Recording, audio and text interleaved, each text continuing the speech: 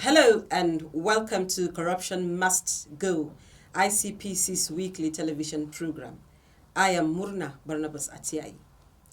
In Nigeria, corruption is most visible in the public service. Its consequences have negatively affected the ability of government to provide essential services such as health, education, security, infrastructural facilities, etc.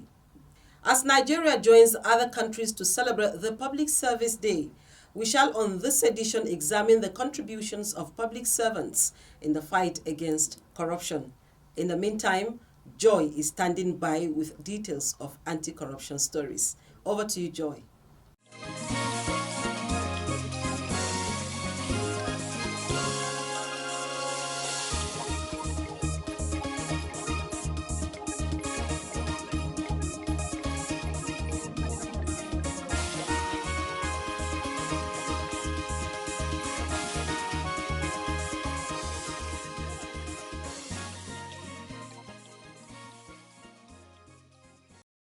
Thank you, Myrna. Welcome to this segment on anti-corruption stories. I am Joy Aja. The chairman of ICPC, Professor Bolaji Owasonye SAN, has called on the media to be wary of fake news and biased reporting because, according to him, they threaten the stability of the state, professional competencies, and our livelihoods. Professor Owasonye gave the advice recently at the ICPC headquarters in Abuja while declaring open a two-day workshop for reporters covering the activities of the Commission. The chairman stated that the workshop would offer an opportunity for the Commission and the media to close ranks about deciding how to continue to communicate professionally, bearing the risk of reporting fake news in mind. The first training that ICPC had was to break this ice and to begin to strategically say, look at it from this angle as well, look at it from this angle as well. And as the Director of Public Enlightenment has said, we have seen an improved trajectory of reportage, and we're quite sure that this can be further improved by more engagement, by more understanding and sharing of information and perspectives with stakeholders such as the media. We intend to build on the success of last year's training in order to deepen this engagement and to close these gaps which I have identified. Earlier in his welcome remarks, the Director of Public Enlightenment and Education Department, Mr. Mohammed Ashiru Baba, pointed out how over the years, the press had only focused on the arrest and prosecution of big shots in the society, saying that such practice negated the efforts at preventing corruption. The training session was attended by journalists on the ICPC beat in the Federal Capital Territory and featured insightful presentations on the achievements and initiatives of the Commission, prosecution processes, measuring progress in the fight against corruption, presented by ICPC management staff and seasoned media personnel.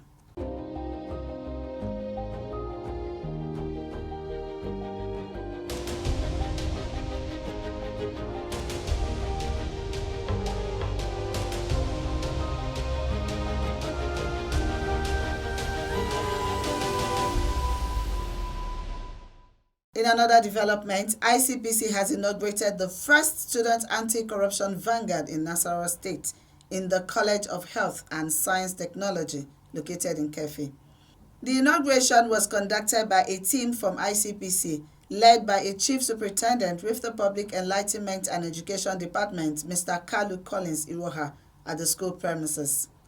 Mr. Iroha enumerated the benefits of the vanguard to include bringing back the moral values both in the school and the society at large, and also expressed the hope that the vanguard would assist ICPC in creating awareness about the Commission. In a paper presentation titled about ICPC, Mr. Mfon Umo, Principal Superintendent, charged the students to always uphold good values and join in the fight against corruption to achieve their dreams, while stressing that the fight required collective effort. Earlier in his opening remarks, the provost of the college, Alhaji Suleiman Muhammad, said the school had prepared itself to have an anti-corruption unit and the consequent inauguration of the vanguard in the school. Alhaji Muhammad said that contrary to most thinking, Money was just one aspect of the cankerworm, and added that so many things make up corruption, and that a student can be corrupt just as a teacher can also be corrupt. That will be all on this segment. Corruption Must Go continues with Murna. Please stay with us. I am a Nigerian, a highly cultured race. My culture abhors corruption, and with my integrity, a new Nigeria is possible. I say no to corruption today to build a future for my children. Join me and imbibe the culture of integrity to build a Nigeria of our dreams.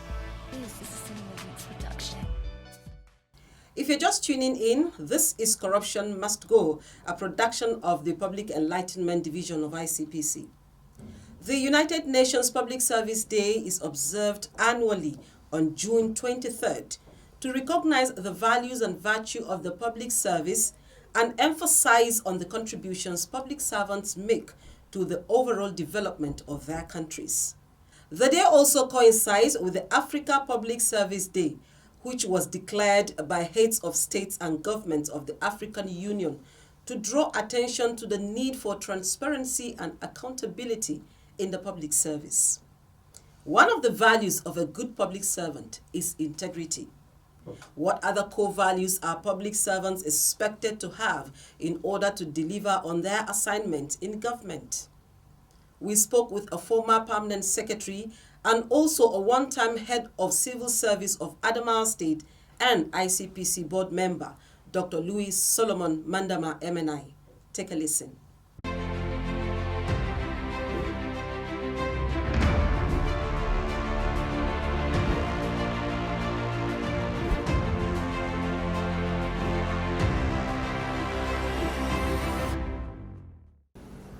Now, it is true there are core values. Once you hold such an office, there are a checklist of things you are supposed to observe for you to be what? Useful, efficient to the citizenry. 1, honesty and integrity. You must be somebody who is seen to be honest. And you have an integrity where people can anywhere say, yes, this man, we can vote for him. Impartiality. It matters since you know you are going to work a group of persons. The issue of you identifying with a particular person, religion or group shouldn't exist. Rather, you should work with where the truth is and what is designed and is meant to be carried out. Respect for the persons. That is normal. Morally, norms and culture teaches us. Wherever you find yourself, respect is very key. So since you are working with gamut of persons, people, citizens, definitely if you want them to respect you, should also what? Respect the same group of persons. And respect for the law. The institution you are serving has a checklist, has a documented laws for its operations. If you cannot abide by it, it means those you work with will not be able to follow suit. So meaning the first practice, the first person to adapt the laws should be you. And once you have adopted them and you put them into practice, whoever it is, an appointee under you, will definitely subscribe to the law. And not only that, you have to be somebody who is very diligent in doing issues. Civil service is living by example. Because as you do, people are busy watching. Those subordinates are supposed to, at the end of the day, use you as what? As a model. So in anything you do, you should be very diligent. And not only that, you should be highly responsive in all matters that you handle, because recall, whether as a civil or as a public servant, you are either being elected or a bureaucrat, you are serving for a group of persons, meaning you should be highly responsive. What do we require to achieve all these things? Because for you to drive the core values, there are things you need to do to make sure. 1, mentors. We still have people in the various settings that mentor the newly employed. many more experienced hands that are handling or supervising those that have been employed newly, those that have been on the job but have not garnered the experience, those that have gone for courses and have come to do what? To downscale what they have been trained. It is happening. Establishment of, for instance, anti-corruption transparency units, as is the child brain of the Independent Corrupt Practices and Other Related Offences Commission. If you go to MDAs, we have actors and their chairman. And what are they doing there? You see, because of the gamut, the quantum of corruption, not only limited to Nigeria, but international and worldwide, there is a need to come out with a system enshrined in the operations of each of the MDAs. To do what? To send them a signal, a warning, a caution that if this and this is done, there are likelihoods we are going to incur corruption. And that's why actors are already there, meaning the government is being proactive.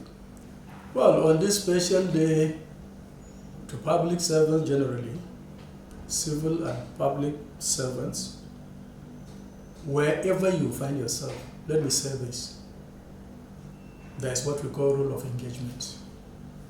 From the day you accept an offer of appointment, that's what we call rule of engagement. Meaning of that organization, NDA, meaning you have to holistically abide by it.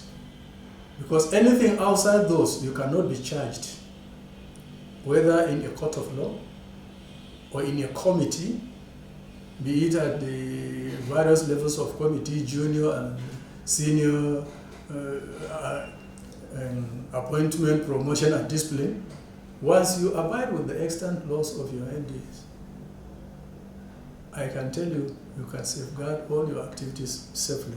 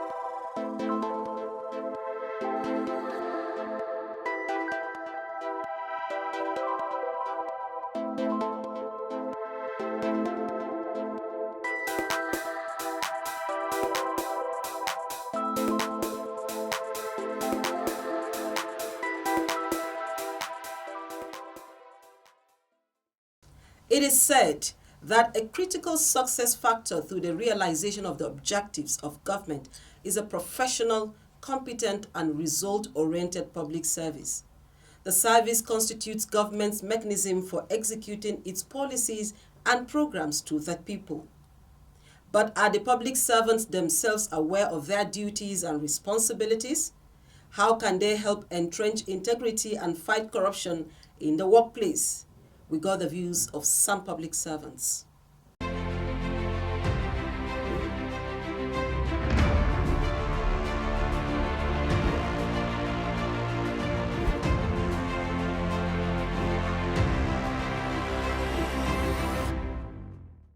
When people apply for job, once they are considered for an appointment, there is what you call acceptance letter, assumption to duty letter. In that acceptance letter, you express your interest, they have given you the appointment, and you now said you have already accepted the offer. The offer have a detail of what you are to be given, either periodically by the end of the month or by the end of the week. You accepted to that. And what excuse do you have? Morally, you don't have any excuse to go out of what is officially allocated to you. And morality is a personal conscience. Individuals have consciousness, the fear of God, the moral rectitude, the ethical values, the consciousness that something is watching them. Most importantly, the belief in God, that God provided for everything. It is not only mere monetary by a fellow human being, but the consciousness and the awareness of the supernatural creator, that you have an obligation, that you have accepted the format, that you have accepted the offer, and you have written assumption to duty, and you will be given a specified amount of money at the end of the specified period, and yet you are going outside. This is what you call moral decadence.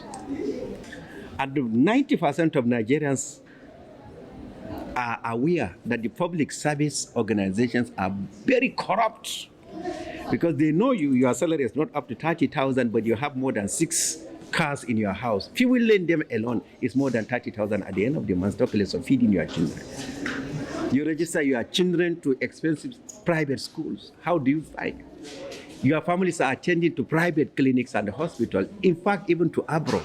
They know you cannot not pay that with your salary. So the public service have already created a sort of what I call identity in the community of people who are not being honest, people who are always interested in diverting what is meant to the general public, people who are responsible for the collapsing of the state structures and institutions, people who are responsible for making the state insensitive to the sensibilities of the people that they're supposed to represent. So all these are things that are coming. So now when you're talking about the morals, the ethics, how moral is the society that is high placing high expectations of these people? How moral is the institution that even created the employment in the first instances? How moral is the government in reviewing the wages and the salaries for the public workers whenever there is an increase in the level of inflation in the economy of the country? So when you are talking about moral and ethics, it is only the individual consciousness that is coming through the fear of God, but not responsibility and responsiveness of the institutions that created the employment opportunity. But then you have the legal framework. The danger of people being caught through the act of corruption, and then the presence of the EFCC and the ICPC are going to be a sufficient deterrent on people not to engage in the acts of corruption. In most organizations, I can say that the issue of ethics and values, it builds credibility, leadership, and improved decision making. And also, however, it provides long-term gain. Every civil servant is expected to really set smart goals, and apart from that, the issue of communication, after setting it, is essential to be aligned with his visions and values, because values are very important. And one of the major issues that is creating problem in most organizations is the issue of corruption, which is misconduct in a workplace. And also, there are causes of this corruption in workplace. One of the causes is the issue of greed of money and desires, because people have so many desires, they just want to achieve it before they retire. So it causes problems. And also, the issue of another cause is the issue of low press freedom, which is also another issue that is really a big one. And also, low economic freedom is also a cause of corruption in a workplace. And also, I believe there are other principles for preventing this, like, for instance, the issue of bribery is also part of corruption. So there are principles for prevention. One of them is the issue of proportionate procedures. There are procedures which, once is highly followed, at least there will be progress. And also another point is the top-level commitment. Top-level commitment is also a solution to bribery prevention. Another one is the issue of risk assessment. Risk assessment is also a point, and also due diligence Communication is also part of it, and also the issue of monitoring and review.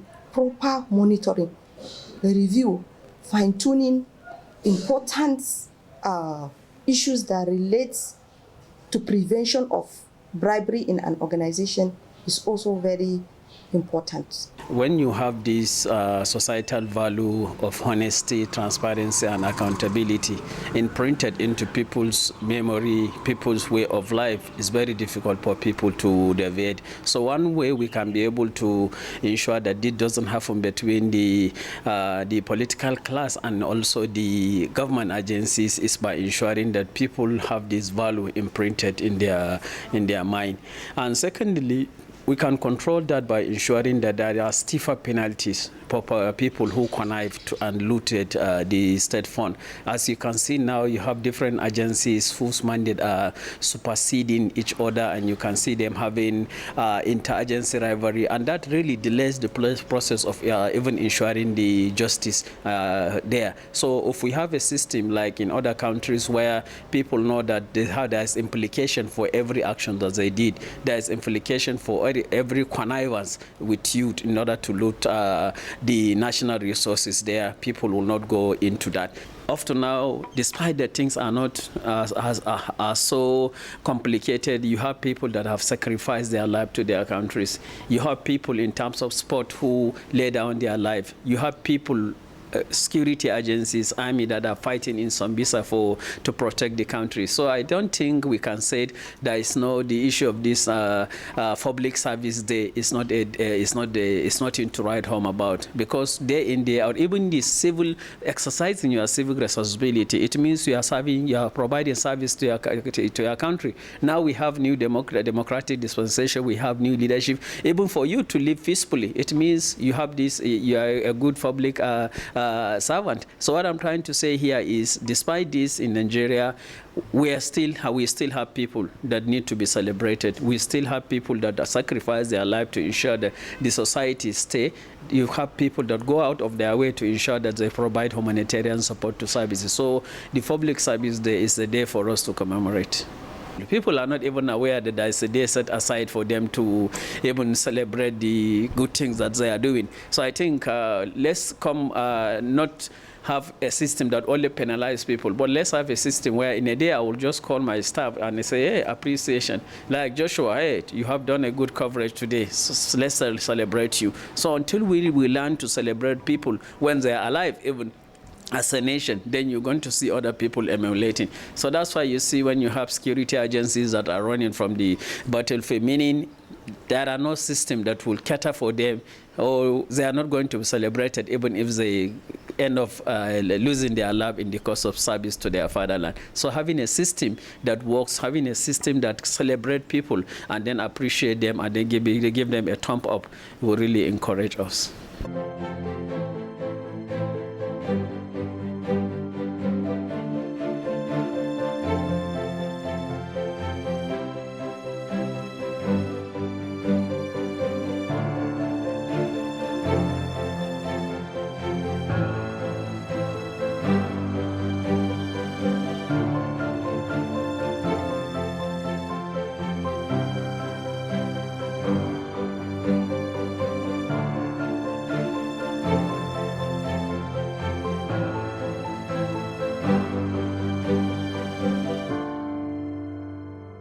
Public servants do not just have to do a job, but they also have to make a difference. As the saying goes, public service is public trust. ICPC, on its part, has devised several initiatives as part of its anti-corruption mandate to curb the menace in the public service. These include the establishment of anti-corruption and transparency units in MDAs, the deployment of ethics and integrity compliance scorecard, the crusade to restore values using the National Ethics and Integrity Policy, and the annual Public Service Integrity Award for public servants who have distinguished themselves in their various places of assignment. These all go a long way to show the commitment of ICPC in institutionalizing integrity and eradicating corruption from the public service. That's our package for today. Keep watching Corruption Must Go every Wednesday by 3:30 p.m. on the NTA as we continue to unfold happenings around the world of anti-corruption. Thank you for watching this edition of the program. See you again next week. Happy Public Service Day.